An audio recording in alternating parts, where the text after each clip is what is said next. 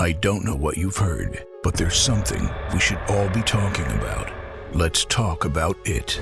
It's now been 8 years since the release of It Follows, and this movie shows no sign of easing its tightly held grip over the collective horror movie consciousness. And yet, the discussions around this movie tend to barely even skim the surface of what makes it such an expertly crafted piece of psychological horror, often reducing its rich subtext to a straightforward and frankly far less interesting metaphor for the dangers of contracting an STD from unprotected intercourse. And while I believe wholeheartedly that movies, and all art for that matter, is subjective and therefore free to be interpreted in whichever way speaks loudest to the observer, I also can't help but feel that it's a metaphor for the dangers of unprotected hanky-panky interpretation misses the point, and simplifies a movie that is anything but simple when it comes to the hauntingly human truths it dares to explore. And of course I'm referring to it as hanky-panky only because I care about your fragile ears, not because of YouTube's fragility when it comes to the topic of sex. Don't say that. So let's talk about It Follows. Its densely packed deeper meanings, what on earth its confusing ending is trying to tell us, and why that infection you thought was just a harmless little STD is actually much, much worse. But first,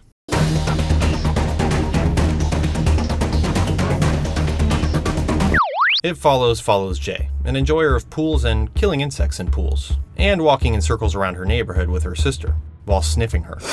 After planning the parsnip for the first time with her new boyfriend Hugh, Jay realizes she made an oopsie when she wakes up tied to a chair and forced to listen to his strange conspiracy theories. This thing, it's gonna follow you. Somebody gave it to me, and I passed it to you, back in the car. It can look like anyone, but there's only one of it. Hugh then makes Jay stare at some drunk naked lady for some reason, before bringing her back home and not even offering to walk her to her doorstep.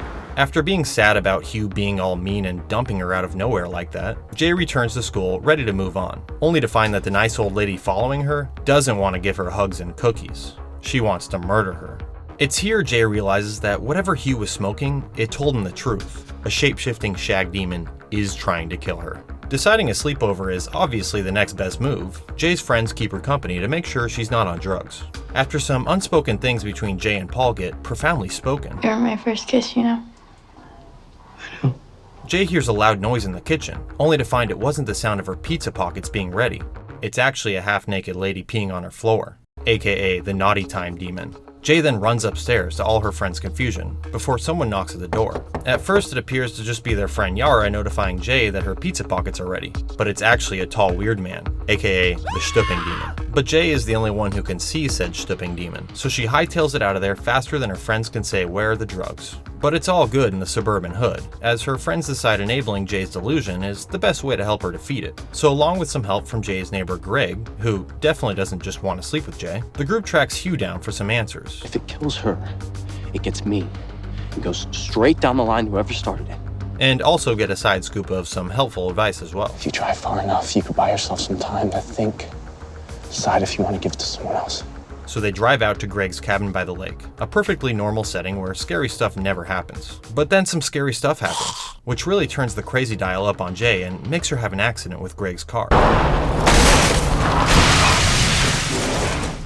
But she can't afford to fix Greg's car, so she sleeps with them instead, and passes on that annoying hoo-ha demon in the process. Paul gets all offended about it, but Jay's too preoccupied with thinking she might be crazy on account of Greg has no fear of the squat-thrusting boogeyman. I believe you. I just don't think it's following me.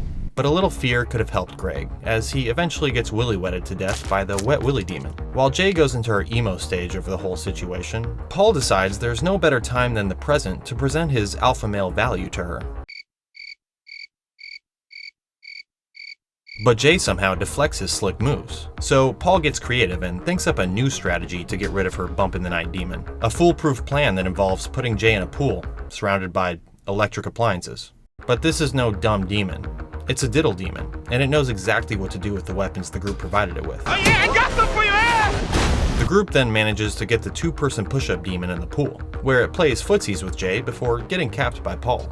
Even though the biscuit buttering demon seems to perhaps maybe potentially be dead, Jay and Paul still get it on, an experience which leaves Paul sad and craving more love from new lovers in lovely new places. After deciding, hey, life sucks, so you might as well pretend you love someone till you die, Jay and Paul march hand in hand together into the end of the movie. The most obvious reason It Follows is so quick to be interpreted as an STD metaphor is because, well, at its most surface level, it kind of is. You're a hypocrite, you're a conformist, you're a liar. The movie takes the concept of STDs and how they're transmitted from one person to the next and uses it as a gateway into having a far more difficult conversation about the potentially ugly psychological side effects of intercourse. As youngsters, school is quick to warn us of the dangers of contracting diseases from unprotected coupling. But what isn't taught is the psychological decay that can follow when our rose-colored expectations of intercourse are met with crushing disappointment. Which is why when our teachers fail us, horror's there to put a creepy hand on our shoulder and say, I got you, bro. Your parents might not talk to you about it, but the reality is, it is dangerous. Before we get neck deep in the rich thematic juices of It Follows, it'll help to first take a quick look at it in the context of writer-director David Robert Mitchell's other films. It Follows acts as the evil middle child in the 3 movies he's released thus far, that when combined take us on an overarching journey from childhood to adulthood, with intercourse portrayed as the corrupting factor in between. His first film, The Myth of the American Sleepover, explores the last gasp of youthful innocence, just before it's soon to be snuffed out by the myth of profound satisfaction that adult intercourse is so often built up to be in the minds of teenagers.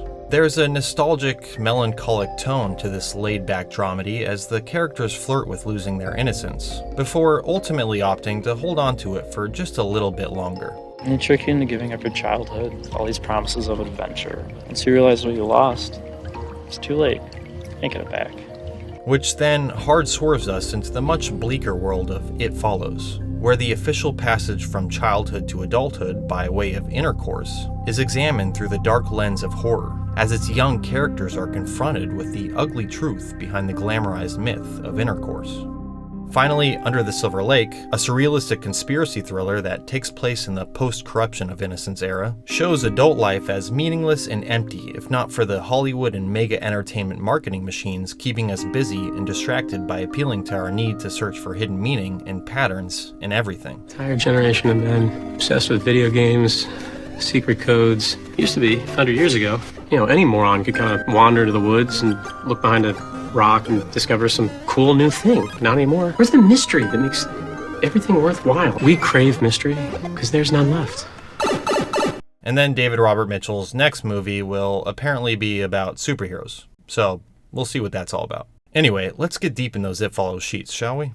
Before the funny business demon arrives to really rock her world, Jay is introduced as a typical young woman right on the cusp of putting childhood behind her forever, soon to go full steam ahead into adulthood. There's a tinge of sadness to Jay. As she looks at herself while getting ready for her date, there's a sense of longing for something more. The 80s-inspired synth score adds to this feeling, expressing a beautiful innocence, with the slightest undertones of sadness and impending disappointment soon to arrive. Like many youngsters, Jay has a desire to be someone she's not, to feel a satisfaction with life she assumes everyone else experiences while she doesn't, which is further emphasized by the game she plays on her date with Hugh. Pick a person that you'd want to trade places with. They can be anyone for whatever reason. Of course, this feeling of unfulfillment within oneself is universal. Every bit as universal as believing when you're young that becoming an adult will be like arriving at a finish line of self-actualization. But the haunting reality of adulthood It Follows dares to define is that it's not the gift of satisfaction the young long for. It's actually the opposite. After going boink in the car with Hugh, Jay expresses this feeling. We used to daydream about being old enough to go on dates. I had this image of myself holding hands with a really cute guy. Just having some sort of freedom, I guess. Now that we're old enough, where the hell do we go? Jay already has a sense that reaching a romanticized landmark in life is often not the source of gratification it's expected to be. And it's here the movie presents intercourse as Jay's final severance from her innocence. Now, most people's first ever disappointing experience with knocking boots doesn't typically include getting abducted and told they'll be followed by a murderous shape-shifting demon. If it did, well, Damn, sorry to hear about that. But the metaphor the movie is touching upon with this traumatic event is the idea of expecting to feel all warm and fuzzy after intercourse, only to inherit a jarringly cold and isolating depression instead. And this, at a very fundamental level, is because Hugh's actual intentions with Jay weren't what he manipulated her into believing they were. You're moving me in all the right ways, waiting for the signal. It Follows explores the after effects of jumping bones, primarily from the female perspective. Before getting dumped in the worst way possible by Hugh, Jay is unaware of the fact that his driving motivation with her is to rid himself of a relentless demon he can't shake. She believed they shared something real together, only to find it was all an act. Jay is forced to grow up fast in a sense and realize that intercourse isn't what she imagined it would be, that it's so often used as a means of escaping the most dreadful conditions of a cruel reality. With this, the movie presents some rather wise insights on the dynamics between males and females when it comes to bumping uglies.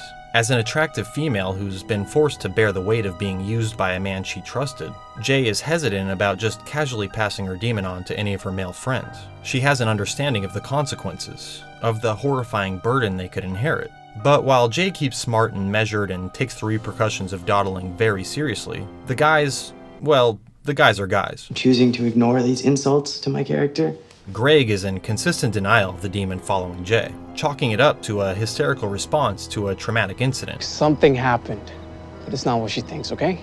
To him, it's just another opportunity to seal the deal with Jay, no strings attached. Following the sealing of said deal, it initially appears as though Greg is above the side effects. He's shown as confident and unfazed. Have you seen it? Nothing.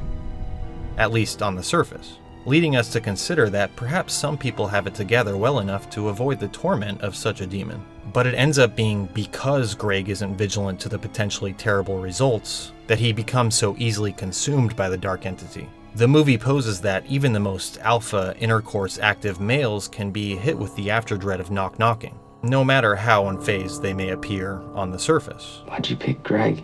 I thought he'd be okay. He wasn't scared. And then there's Paul. Hey, Jay. Hey, Paul.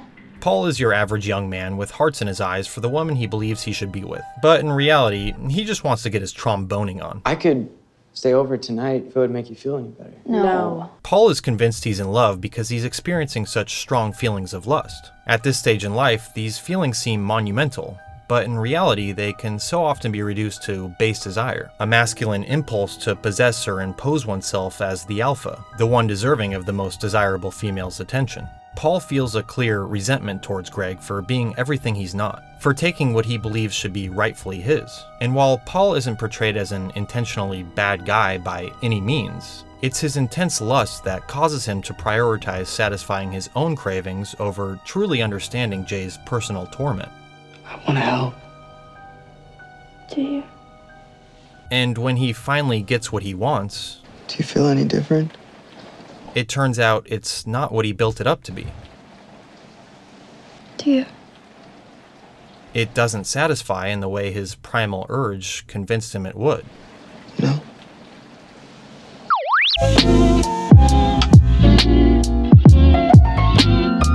Despite the fact that It Follows is often interpreted as a condemnation of casual tapping, the movie is more about portraying tap-tap time as a potential trigger for becoming consciously aware of the most disturbing truths about humanity's role in nature. The darkest side of leaving childhood behind for adulthood can be the realization that the world isn't the magical place of wonder it once appeared to be, that people are just another disposable species in the unforgiving survival of the fittest reality they inhabit. The movie portrays the humans it follows as not very spectacular or complex in their day-to-day. There's a lot of sitting around and staring at screens with nothing very interesting to say at all, with the social dynamics of intercourse being a driving factor in everyone's thoughts and actions at all time. While most movies portray human interaction and conversation at its most profound and engaging, It Follows boldly depicts it at its most mundane and base-driven. And this is all to convey the unpleasant thought that we're essentially all just sitting around and waiting to die, with the sole purpose of our fleeting little lives being to reproduce, pass on our genes so the never-ending cycle can continue. This is why circular shapes and movements are so prominent throughout the movie, to bring our attention to the concept of the O-face. Things go well, I might be showing her my O-face. Oh.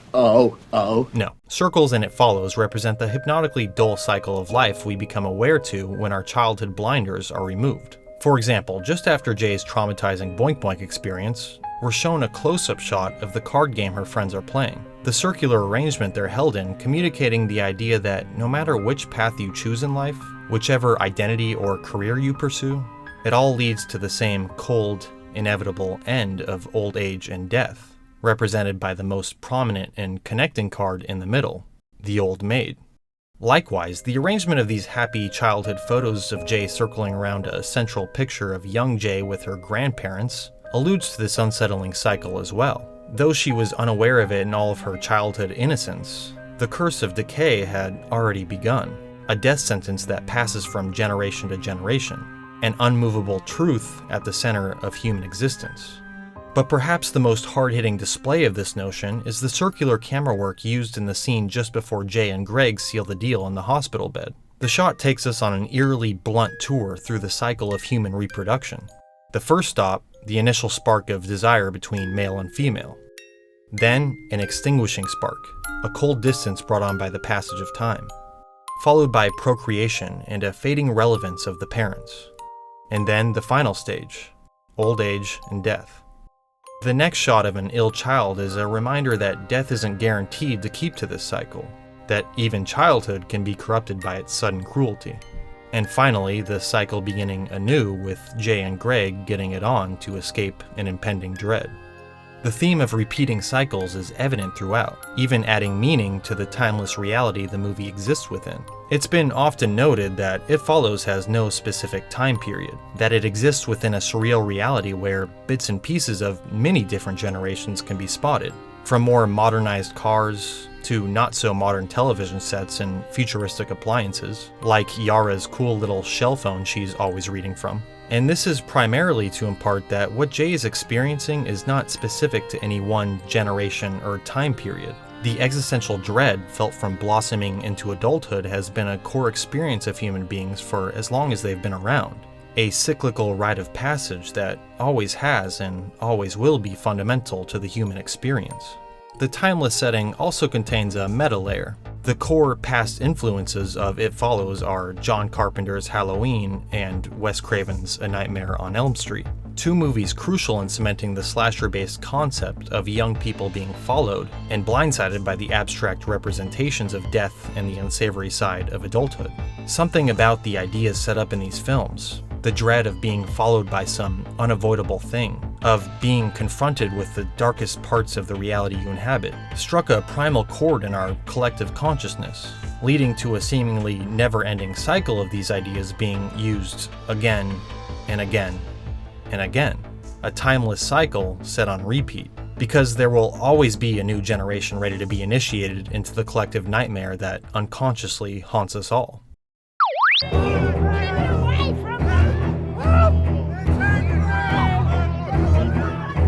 One of the most terrifying aspects of the Doing It demon is the confounding mystery behind it. What is it? How is it? And why does it like to be naked? Asking these questions can be a lot like asking why Nicole Kidman feels the need to explain to us why we go to the movies while we're already at the movies. We may never truly know. We're left to question, why does this demon wear the masks of the people it wears when it wears them? Or is there no reason behind it at all, and it's simply reflecting the world it inhabits as some natural mirroring method, an ever-shifting kaleidoscope of people it's encountered throughout its time in this reality? Though we're presented with some theories, sometimes I think it looks like people you love just to hurt you. The evidence isn't strong enough for a definitive understanding. And this is so alluring because while similar movie demons, like the one in last year's Smile for instance, provide some context for what they desire, Because your mind is so inviting. Even displaying a sense of enjoyment in antagonizing its prey. Almost time, Rose. The It Follows demon is devoid of any personality, completely expressionless and uncaring in doing what it exists to do.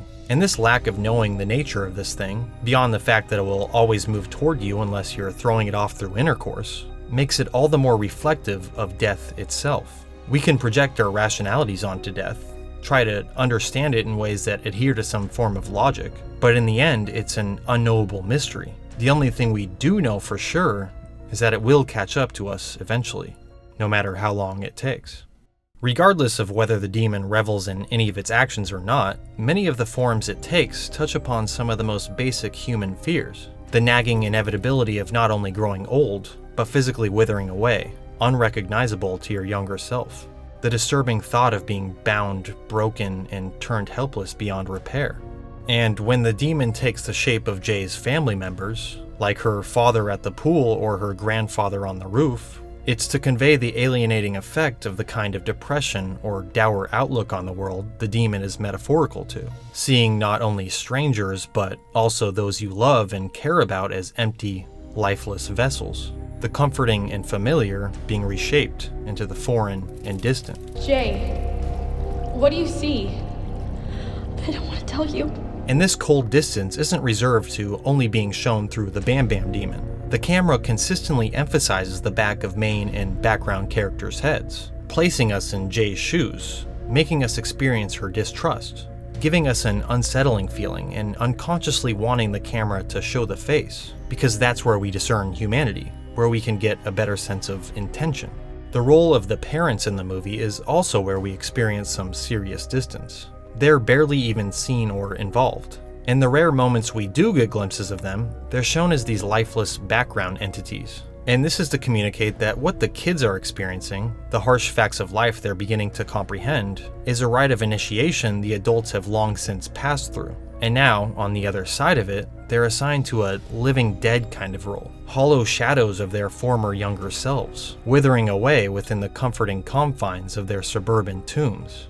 Meanwhile, the kids have only each other to help navigate the cruelties they're becoming conscious to. This is the relentlessly bleak stance the movie takes on life, constantly transmitting that it adds up to nothing more than the glorious expectation of childhood followed by the dreadful decay of adulthood, which is further emphasized by suburban decay, the rotting of the American dream, visualized throughout. The kids rummaging through Hugh's abandoned house imparts a dark and unsanitary side of the clean and kempt suburban homes they've always known. Just as well, the movie is set in Detroit, a city once lush with opportunity and potential as far as the eye could see, before it was abandoned and left behind to deteriorate. A harsh reality our main characters were shielded from throughout their childhood. When I was a little girl, my parents wouldn't allow me to go south of 8 Mile. And I didn't even know what that meant until I got a little older. That's where the city started and the suburbs ended. I had to ask permission to go to the state fair with my best friend and her parents, only because there's a few blocks past the border. My mom said the same thing. The imagery of death and decay is evident throughout. From food left out for too long before it begins to rot and start the decaying process, to characters shown sleeping in lifeless positions. It's all to reflect the imminent final destination the fresh and innocent perspective of childhood inevitably brings us, the corrosion and eradication of all things from the passage of time. People who contract it often show signs of fear and paranoia. Symptoms also include being eternally followed by a shape-shifting demon. Through the concept of having smush time in order to shake a dangerous entity, the movie stresses that it's ingrained deep within our DNA to escape approaching predators at all times. With the demon on your trail, you're forced to be in constant primal defense and alert mode. And with this demon being symbolic to an existential awareness, once you reach adulthood and realize death is coming for you, you no longer have time to appreciate life and live in the moment, because you're burdened with knowing that it will catch up to you sooner or later. In modern civilization, we no longer have predators or an essential need to worry about physical threats, yet it's still within us to run from what can kill us. Without these pressing environmental dangers, it becomes the abstract threat of aging and dying itself that we feel an instinctual urge to escape. The movie inundates us with characters having primal jump reactions throughout in order to emphasize this natural human response. And just as these are all innate responses to a perceived threat, being driven by a constant urge to do the naughty is also a natural trait ingrained in us in order to spread our genes before death can finally catch up to us. And through this, we get caught in an insatiable cycle of desiring intercourse, then having intercourse, followed by the primal urge to escape an existential shadow, causing the cycle to immediately begin again from the start.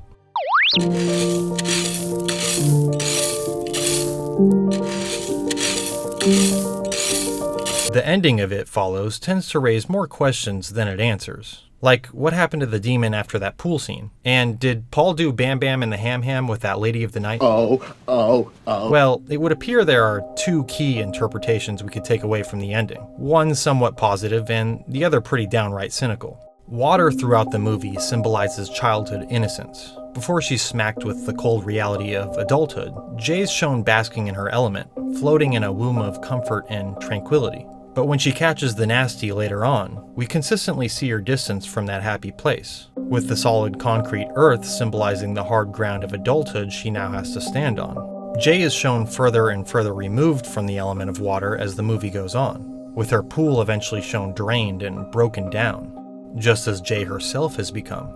The significance of water is also teased in the prologue just before the first victim of the movie bites it. As she sits and awaits death on the dry ground of the beach, the water behind her can be heard, but barely made out at all.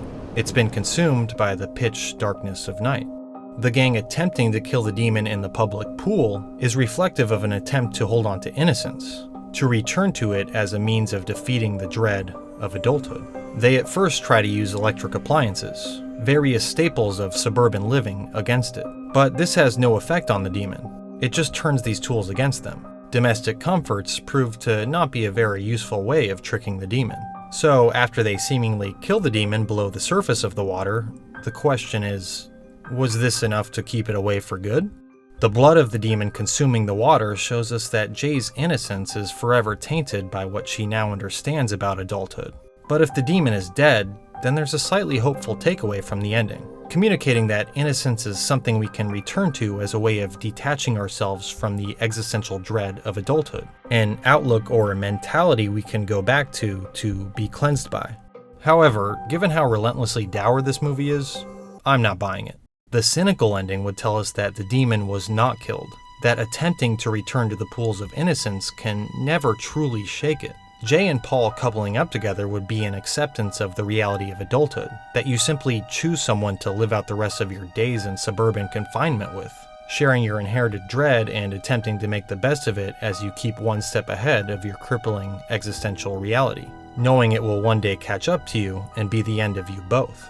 The final moments of the movie give us one shot of someone following just behind Jay and Paul, maybe the demon, maybe not, as a nearby man rakes leaves, creating a nagging, scratching noise that represents the demon's ever-presence. And then the final shot of the two young adults walking hand in hand as children laugh and play ahead of them. One shot alluding to the bleak conclusion, the other to an ongoing presence of innocence and happiness.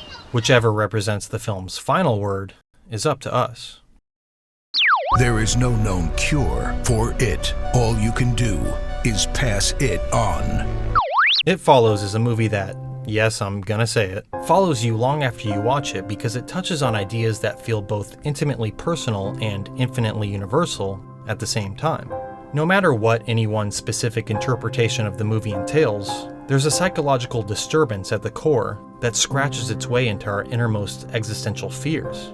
It manifests and makes physical the maddening yet commonplace understanding that we will someday die and cease to exist. I think that if one is faced with inevitable destruction, one must feel a great longing to sit down, close one's eyes, and wait. That no matter what we do to try and shut it out, death creeps closer and closer with each passing moment, rigged to win in an unforgiving game we never asked to play in. When there's torture, there's pain and wounds, and all this distracts the mind from mental suffering so that one is tormented by the wounds until the moment of death. It's the type of movie that can assist in cathartically confronting the truths that so many of us keep subconsciously weighed down.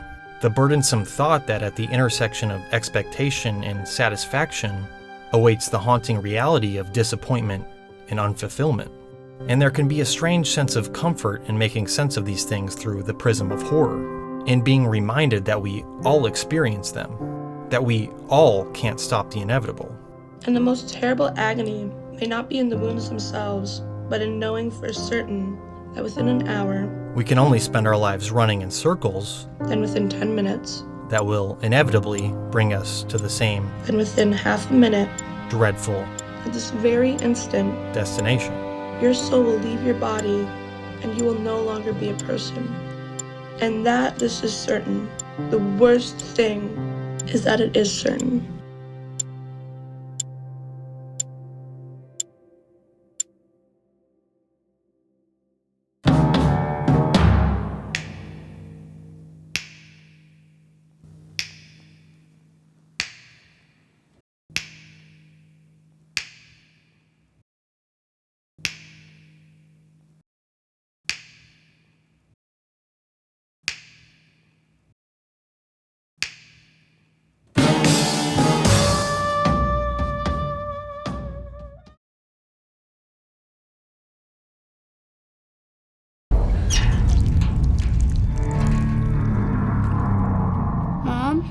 Mommy's with the maggots now.